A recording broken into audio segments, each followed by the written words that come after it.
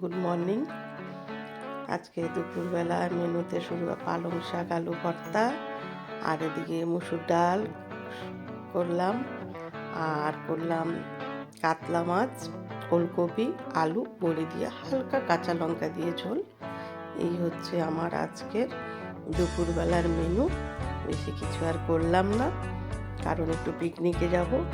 তো পিকনিক স্পটে চলে গেলাম, তো ওখানে খুব মজা আনন্দ হলো, সবাই একসাথে খাওয়া দাওয়া ভীষণই ভালো ছিল।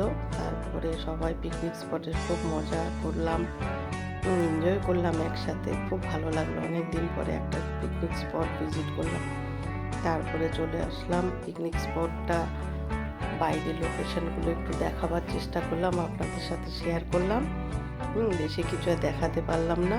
তারপরে ইভিনিংয়ে চলে আসলাম, যেহেতু মেয়ে বাড়িতে আছে, একটু চা করলাম আর একটু টিফিনের মতো ব্যাপারটা আয়োজন করলাম। আলু কাবলি খেতে আমার মেয়ে খুব ভালোবাসে, তাই জানালাম।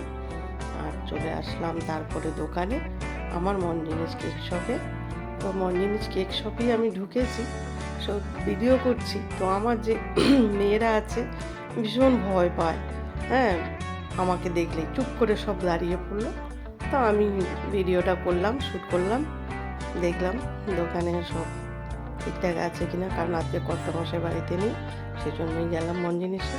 তারপরে চলে আসলাম রাতের ডিনারে। আজকে আমার ডিনার ছিল পনির, শাহি পনির আর চিকেন কষা, ফ্রাইড রাইস আর পকোড়া। এই দিয়েই ডিনার কমপ্লিট। Good night.